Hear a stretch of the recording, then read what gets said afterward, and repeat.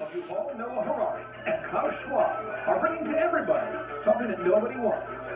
The Fourth Industrial Revolution, presented by the Homo Deuce, programmable central bank digital currencies, social credit scores, surveillance under the skin, brought to you by the Homo Deuce. Homo Deuce, Homo Deuce, Homo Deuce, Homo Deuce, Homo Deuce, Homo Deuce, Homo Deuce, Homo Deuce, Homo Deuce. Surveillance under your skin. Homo Deuce, Homo Deuce, Homo Deuce, Homo Deuce, Homo Deuce, Homo Deuce, Homo Deuce, Homo Deuce, Homo Deuce. I don't know what it is, but there's something about Yuval Noah Harari and Klaus Schwab that kind of makes me want to go take a Homo Deuce. Okay, all right. Thank you. Andrew, you made the gong, please. We made the gong. That's too much of that. I feel bad I even made that, but all right, gong myself. Okay, now, let's get serious. Very serious. No more funniness. This is serious time. Serious. Wow. Okay, our next presenter, she had this career in Hollywood. She was kind of a big deal. People knew who she was. And she decided to expose the Weinstein and the Epstein and the grossness, the satanic Hollywood, just that. How many of you have gone down that rabbit trail of just sick Hollywood? Who's not gone down that path? Who's not done that? It is sick. Oh, you're gonna get nauseous. But she's a great lady, and she just seeks the truth. I would call her an investigative journalist, but I'd also call her a podcaster. I'd also call her an amazing speaker. She has a new book coming out. She's one of my favorites. My wife loves her. I love her too. She's great. Ladies and gentlemen, say hey to Miss Mel K.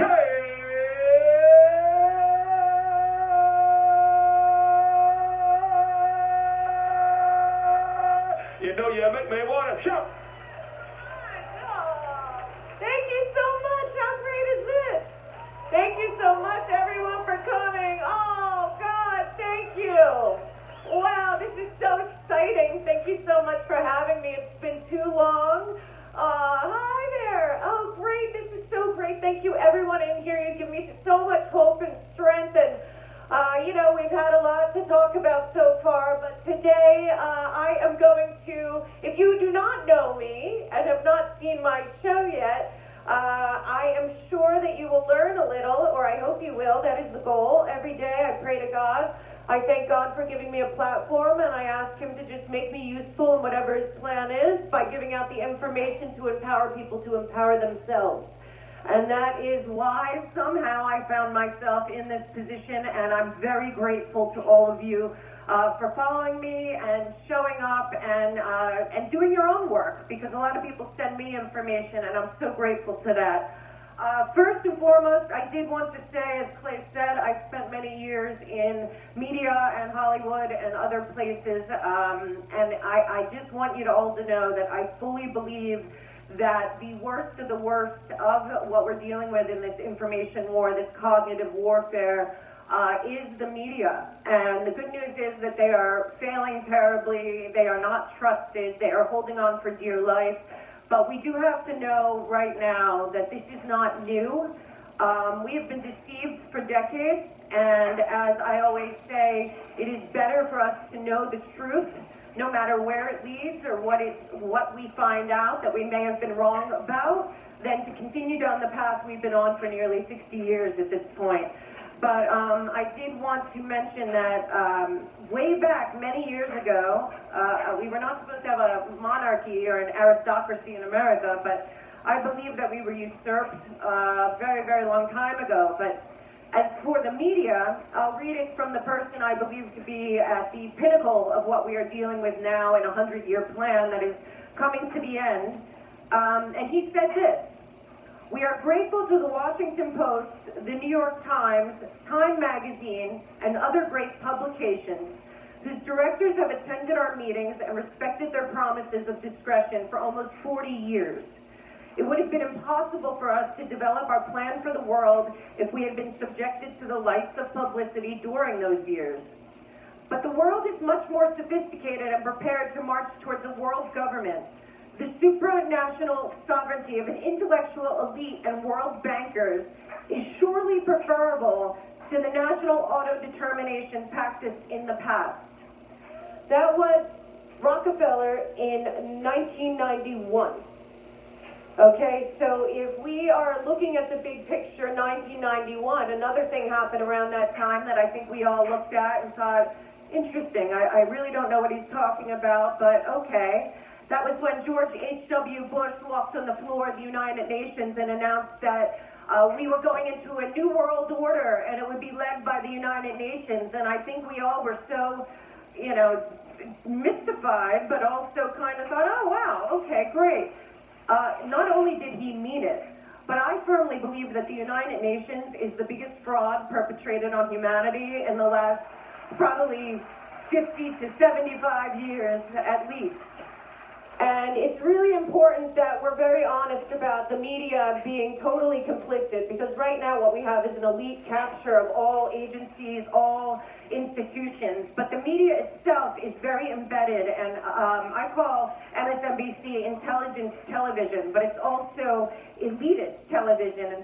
And the sad part is that I think they hate their own viewers even more than they hate us, okay? Because what they do is they spew toxic hate. They don't tell them anything to prepare themselves. They don't tell them the truth. And they mock them for even being American, for being white, for being, pro-life. Whatever it is, they despise their own audience. And I found this all the way in all elite circles, be it in D.C., in Hollywood, in New York City, in the media. And we have to understand at this point that they are all kind of at a place where they know that we know that they are lying to us. And they are so far in that they will not be able to or be willing to ever break from what is going on. Because what we are dealing with in America is much bigger than America.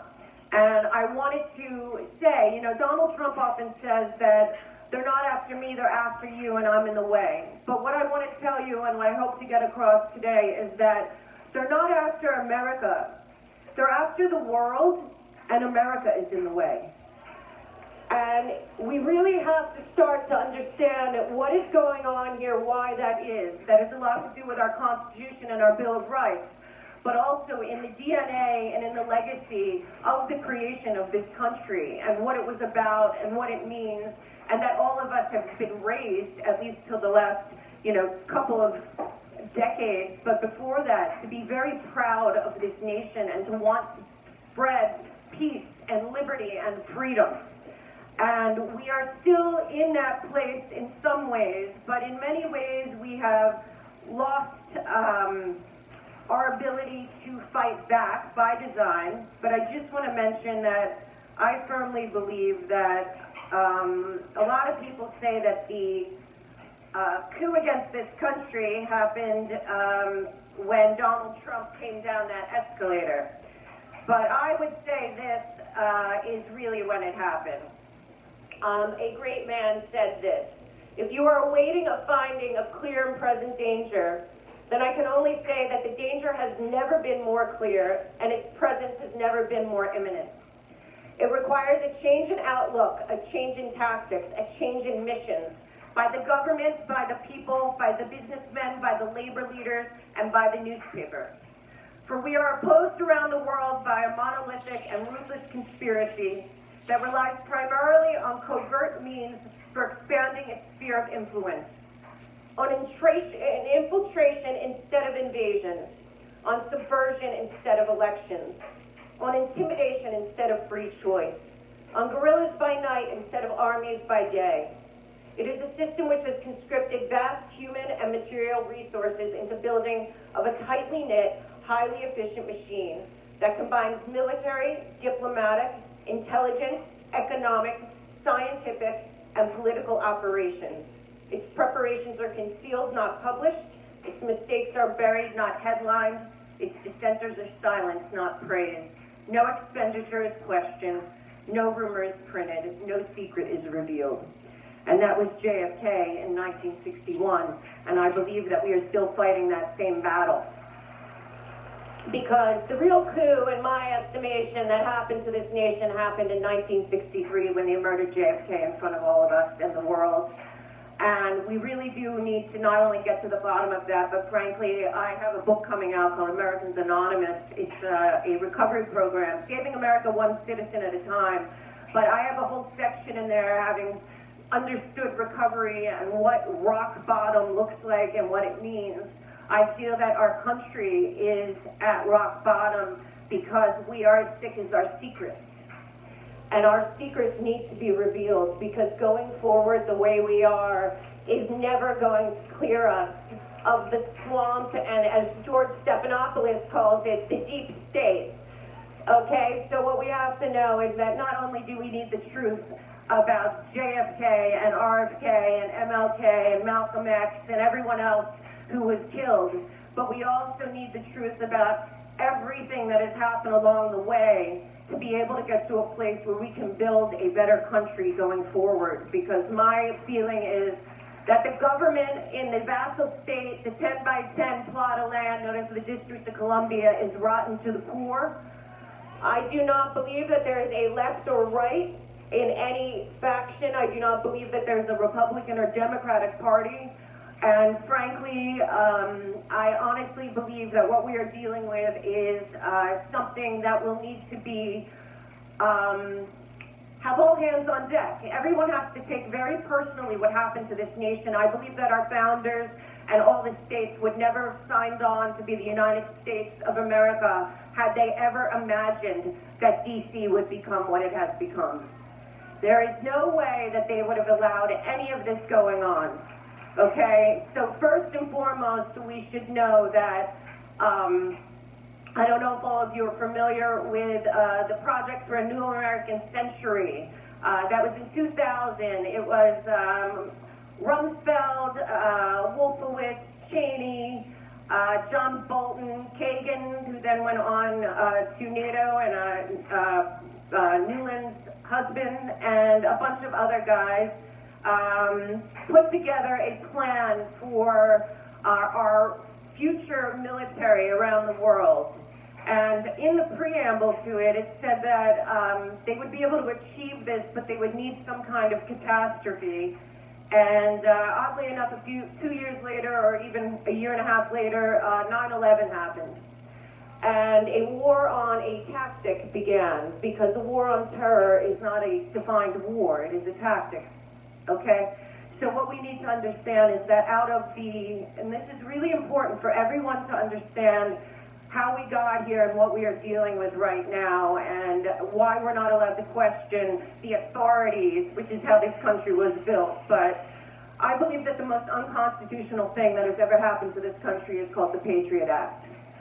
And people have to understand that Ron Paul, in an interview recently with Tucker, I believe, he said he looked at the Patriot Act and thought, oh my God, this is the most unconstitutional piece of documentation. I mean, warrantless surveillance, and basically everyone and anyone can be tracked, traced, all of this, all back then, And he looked at somebody and said, we can't sign this. And the guy said, it's the Patriot Act. We have to sign it.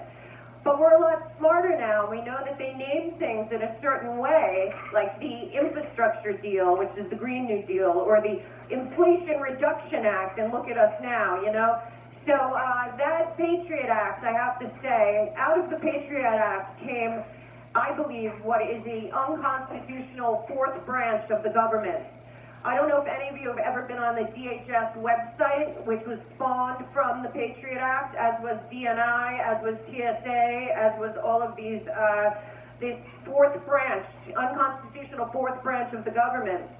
But frankly, if you look at the DHS website, it is really this monstrosity that has its fingers in everything and everywhere, all over, not just here, but all over the world. And then you add to that Snowden's stuff he told us 20 years ago about the NSA, and you look at this whole thing and you think, who's overseeing this? Because the whole part of the point of our government was that there was checks and balances, right?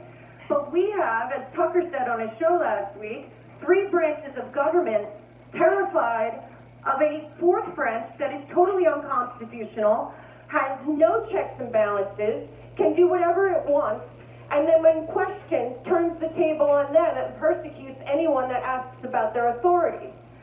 So as long as we have this situation, I have to tell you right now, not any American citizen right now is not being tracked and traced and surveilled or can't have a file opened on them at any time for any reason.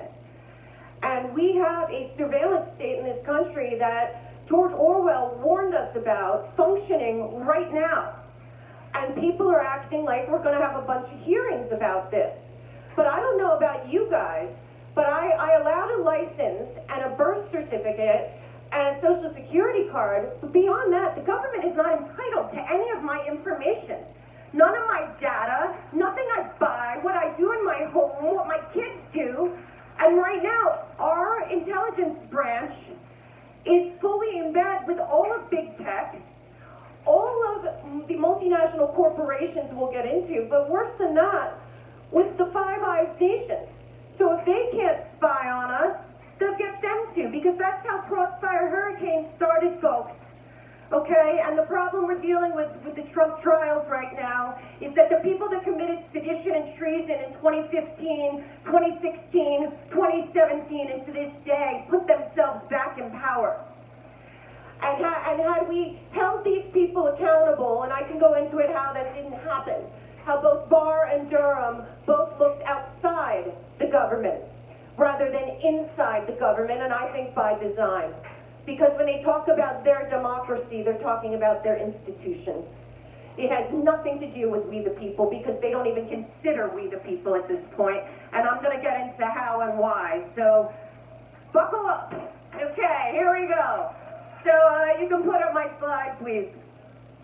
So if you want to know what's happening to planet Earth, because I believe that fourth branch of intelligence does not work for the government of the United States of America. I believe right now we are being run by a public-private partnership that sits above our government. These are globalist oligarch billionaires that are determining all of our legislation. They are completely in control, in my opinion, of what is happening in this country, and they sit above our government. This is not new. Rockefeller had the same thing. We just didn't see it, and now we do, and we have to do something about it, because this is where we are. So people say, who are they? You know, well, they're doing this. Well, I will tell you exactly who they are, and I hope that not only do you remember who they are, but that you go do your own work, you go to their websites, you read what they're saying, you convince yourself so much so that you can win a debate with anyone, and you go out there and be the Paul Revere in your neighborhood and your sphere of influence, because this is not okay in the United States of America or anywhere on planet Earth that a group of globalist billionaire oligarchs get to decide what 8 billion people do with their lives. We are given inalienable rights from God, not from the United Nations and not from our governments. And that is their biggest problem right now. So first and foremost, that's us at the bottom, the public, okay? That is us. And what I'm going to tell you right now is the truth. The powers that be, the media, the government, all of these NGOs, all of these corporations, they do not care about any of us, okay? This is a fact, this is true.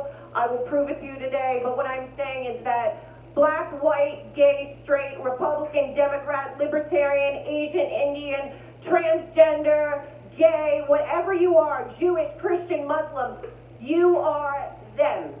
You are those. You are the problem. You are the people. You are the masses. They feel that you are the problem they need to solve. And this is going on a very high level. And the people that we picked as our representatives in our representative democracy are not representing us. And I hope that you all really fully understand that the left and right, Republican, Democrat, and all the pieces that they're slicing us up into is Color Revolution 101. Divide us and conquer us. Divide us into the tiniest little pieces. Tell us diversity is our strength. No, our strength is what we all have in common, the values we share and the hopes and dreams we have together. It is not divided by the color of your skin or the religion you have. It is by respecting other people and believing in the golden rule and do unto others, and the government staying out of your life and doing what they're supposed to do in terms of administrating this country, not acting as kings and queens and like worse servants, because the truth is what they do want, and Kissinger, Brzezinski, Rockefeller, the Crown, all the people that started down this path that we now know as the Great Reset or the One World Government or whatever, they all were very aware of what they wanted. And George Soros' group is called Open Society for a reason, because of borders, okay? Because what they want, if you've ever seen the movie Hunger Games, there's no better example of what we are dealing with in that film. These people believe that they will be living in Pan Am, and we will all be in wards, tracked, traced, and surveilled like in that movie. And one of the wards would be America without borders between Mexico and Canada. There was a Treaty of North America by Joe Biden shortly after he got into office. I suggest everyone look at when they get home today and read it, because there's some very strange things going on. So second above that, obviously I talked about them already, but propaganda, hybrid warfare specialists, this is a very high-level operation. Disinformation, misinformation, and malinformation was created because they lost control of the internet. It has nothing to do with any of those things. It has to do with that the people that controlled the media and the narrative lost control of the media and the narrative. So they had to create something and turn it inside out to say, we're protecting you. We, the United Nations, UNESCO, and the governments we control through the World Economic Forum and other groups, we're going to protect the people from themselves. Okay, don't ever think that they're saying we're protecting you from those bad, propagandists online. No, they're telling you that they're going to protect you from thinking for yourself. And that is really what that's about. Fact checking, we didn't have that before COVID. Who do these people think they are? They're not the arbiters of truth, but if you hear them on stage at Davos, they sure think they are.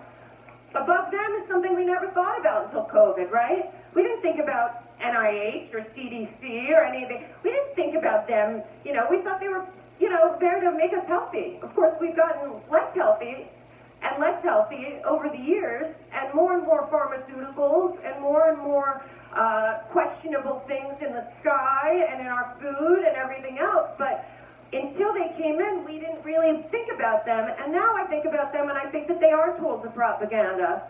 They push the narrative, they push the fear, the panic. They start with the numbers and their data, which was all proven fake, especially from the Imperial College. But we didn't think about that. And the saddest part about this chart, which I believe is 100% correct, and it is by a brilliant man named Ian Davis. If you do not follow him, I highly suggest you do and learn about the Global Public-Private Partnership, which I'm talking about now, because it's really important that we know who they are, and they do not hide it. This is not a conspiracy theory. A conspiracy theory means that there's a secret cabal. These people do not hide it, and I will get to that in a minute. But our government is no longer working for us. Our government are enforcers and people that implement the plans. I call it Agenda 2030, but we'll get into that in a minute. The plans of the people above them. So as there's a parent company, Global Public-Private Partnership of America, above us, there's one above all of them as well. And that is who our government at this point is working for. And I fully believe that not only is that true, but that we could prove it if we did demand transparency. And we did open the books and do the audits like General Flynn wanted to do of the Pentagon, and did the audits of USAID, sending money all over the world in the hundreds of billions of dollars way before we ever heard about the waste and craziness of the last few years of the money going everywhere and all the pandemic money and all that. They've been giving out money like this for 30, 40 years, but that USAID, National Endowment for Democracy, all these like NGO type things, they all need to be audited. We need to know where the waste is and who it's going to. I mean, enough's enough. We have enough money. First of all, there should be nobody dying on planet Earth in war in 2024 over land under any circumstance ever.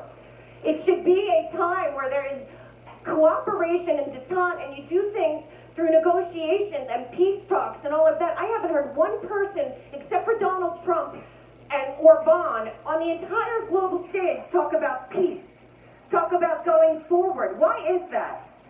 Why is that? It's because they are paying for the war on both sides all over the world right now. And as you point to one country or another country or another country, I assure you it is all the same money. And that is because these people are failing. So the people that I believe we are talking about when we say they include, of course, the United Nations, which was established, of course, to help developing countries that in 75 years have not developed at all. Okay, so that's part of their monetary thing. Are you going to tell me that for $200 billion we sent to Ukraine, that the entire Africa, South America, Middle East can't be filled with vegetation and clean water and clean air and electricity and energy? Of course it can. Why isn't it? Why isn't that happening? Because the money is going to a very small group of people that believe that they are entitled to it, and they will dole it out how they want. Two is the IMF, who is responsible, in my opinion, for much of that. If you've never read the book, Confessions of an Economic Hitman by John Perkins, I highly recommend you read it. That book will tell you a little bit about the IMF, but if you do not know, the IMF goes into countries often after wars, and it rebuilds those countries with loans. Loans that the IMF, I believe, knows they can never pay off. And you know what happens then? They seize their land, they seize their resources, they turn it usually into some kind of slave colony or a debt slavery model, as we're in, and then they replace whoever is running that country with a person that will work with the IMF, the World Bank, the UN, and all of its tentacles more friendly.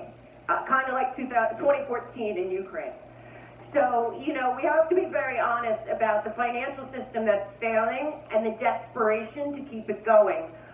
If you do not know the IPCC, that's the International Panel of Climate Change, total fraud, and also use the same Imperial College data that the COVID did in their manifesto, Limits of Growth, about that we're overpopulated and that climate change is the fault of the humans.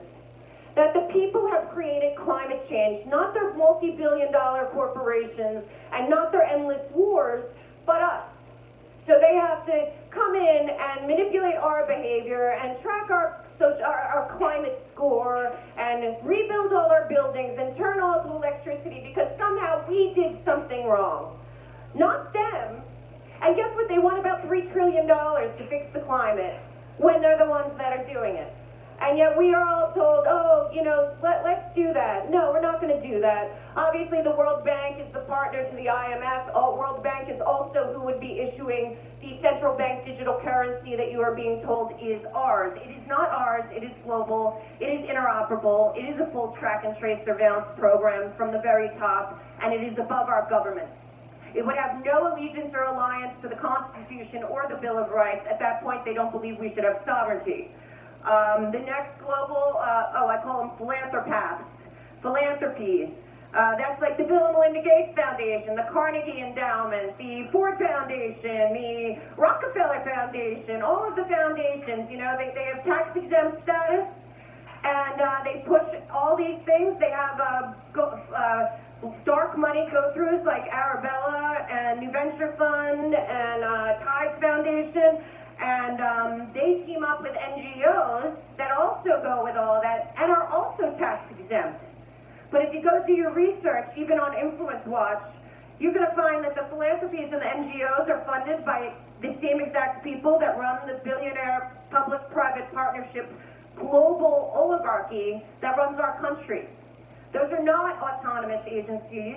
They are not charities. They are not NGOs that are helping oppressed groups. They are the billionaire globalist oligarchs that are running the controlled demolition of the United States of America from on top, using those groups, and maybe some good people that work for those groups, to continue to destroy America from within and divide us every way they can. And then, of course, there's the multinational corporations, and that is a whole nother level. So above that, as we know, it's the World Economic Forum, Davos people people, whatever you want to call them, that is Klaus Schwab, Noah Harari, and many of their friends. I have a very hard time telling the difference between BlackRock and the World Economic Forum.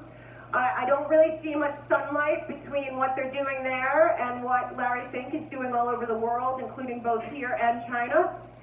But whatever the case may be, they are on the front lines of creating the plan, creating the step forward. They put out these things, the Fourth Industrial Revolution, the Great Reset, the Great Narrative. What they believe is that nation states should no longer exist. On their own website, you can go there and you put in global governance, and you will find out that since the inception, since they were partners with the World Economic Forum and the UN and all of them, that they have been planning for about since the 70s to have something called global governance. This is from the World Economic Forum website. So when people tell you that it's a conspiracy theory, say, well, I heard it from them. You know? How can it be? They're saying it on their own website, and as you can see that, global governance does not include nation states. So the question after that should be, well, who runs this? And once you go there, then you start to see much clearer. If you could go back to the last slide just so I can finish up. So then we have the Council of Foreign Relations. Almost everyone in the media that runs the media is a member of the Council of Foreign Relations. You might not know that it's also a creation of Rockefeller. It is also the place that said that there was a super class of people that were above the globalist elite, an elite group of bankers and billionaires, and that the Council of Foreign Relations and their partner in England, the UK, mainly the members of the Bank of England and the Crown, also have Chatham House. The two of them work together and always have. Don't forget, Kissinger said that he talked to people in the Crown and MI6 and MI5 more than he did to people in our government.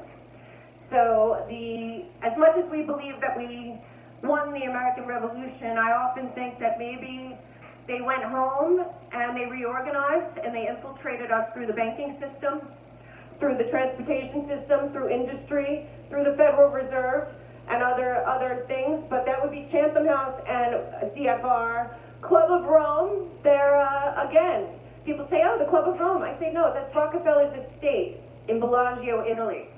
So Rockefeller created all 5 of those levels with them at the end. Why should anyone have this kind of influence in the United States of America, in our education system, in our pharmaceutical industry, in our medical industry, in the oil and gas business, in international affairs? This is the man I read to you earlier that said that surely an elite class of bankers and billionaires is preferable to run this country than the auto-determination of the people of the United States. Okay, and this has been going on a long time. Above them are the central banks, and I would put BlackRock and Vanguard in that group. And then above that is the very opaque Bank of International Settlements, which I believe is paying for both sides of every war and has been since World War I at least. All the money of the world goes through there. You think they don't have enough money to develop everywhere on planet Earth? We should be thriving. Everywhere on this planet should be thriving. People should be living their best lives. People should be healthier than ever. People should be doing whatever they want, finding their gifts and finding their purpose. And instead, these people are hoarding all the money and creating scarcity and poverty and developing nations that never develop, so that we are constantly on this cycle of give more taxes, give more to this, give more to that, and we'll all keep it here and figure out how to make it all work. Well, they failed, okay? They failed the last 100 years, and they're failing now. And we, the people of the United States, have to make a stand. Let me go to the next slide. Okay, so this is the global governance. It is on their own website. Go to the next slide. This is what we are talking about here. This is what happened to the United States of America. This is why you were betrayed. Give me 5 more minutes, please. This is why you were betrayed. Okay, I gotta tell you, this is really important, okay? In 2015, Barack Obama signed on to the Agenda 2030. Okay, did any of you vote for Agenda 2030? Okay, did any of you know that Barack Obama was signing us on to a global governance plan that would achieve global governance by 2030?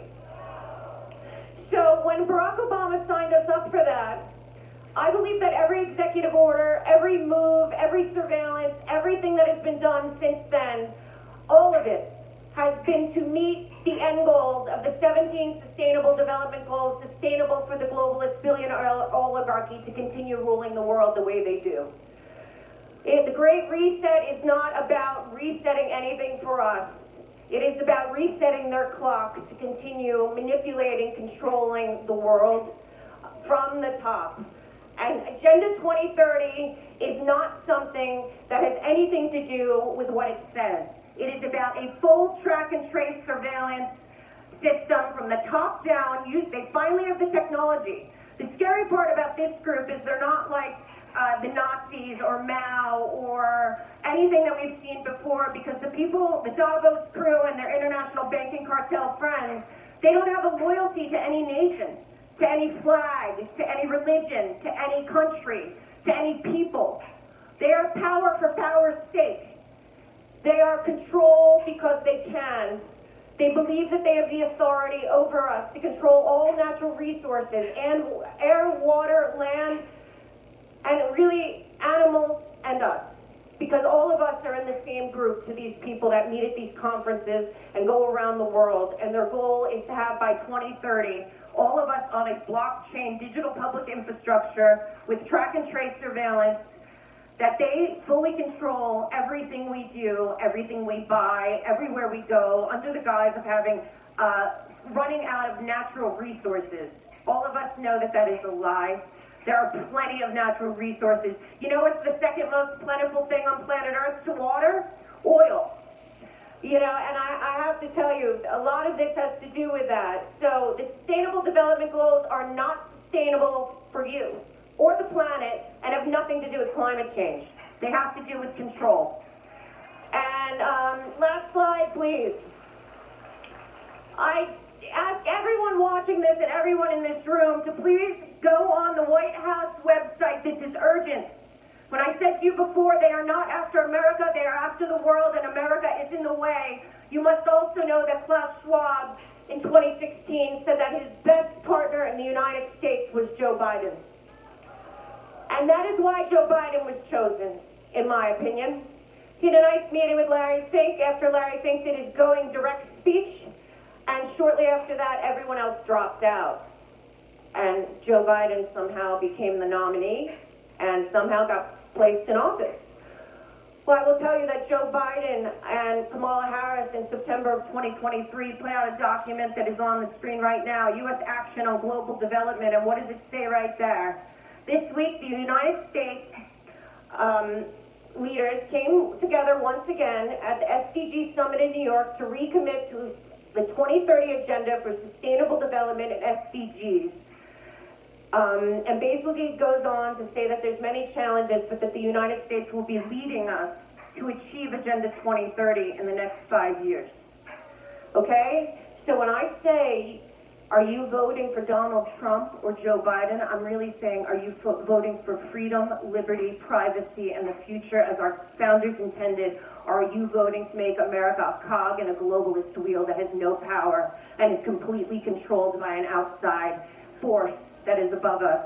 That is Joe Biden. Please go read it, because if you go down that, you're going to see he's committing to the 17 Sustainable Development Goals about $3 trillion to all globalist causes, globalist health, global food, global energy, LGBT global. It's all global. That is, why is he not talking about his issues? Why are they all talking about Donald Trump and not what they're going to do? Because I am telling you, Donald Trump is the sand in the globalist wheel that we need to throw in there to stop this. He said that we were not a globalist nation. We are the United States of America. And like George Washington said, we should not be involved in outside business in foreign countries, and they should not be involved here. So we need to make lobbying illegal. We need to make sure that these people are audited and that they go home from D.C. and are around their constituents all year long. We got to make sure NGOs get no more of our money, and we got to make sure that we bring our troops home and we reallocate our money towards peace on earth, because it can be achieved and it will be achieved